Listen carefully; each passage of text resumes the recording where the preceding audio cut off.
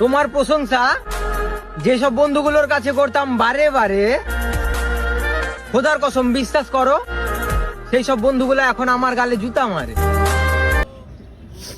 সে বলেছিল যাই হয়ে যাক না কেন আমি থাকবো সব সময় তার মনের খাতায়, আর আজকে সে অন্য কারোর আর আমি তার ব্লগ লিস্টের পাতায়। জীবনে প্রেম সেই প্রশ্ন। আমি একটা কথা এখনো বলি আর পরেও বলবো, তুমি ঠিক থাকলে সবকিছু হবে। তুমি যদি 1000 জনের ভিতরে মুখ উঁচু করে বলতে পারো আমি তোমাকে চাই, তাহলে আমি 1000 জনের ভিতরে তোমার হাত ধরতে পারবো।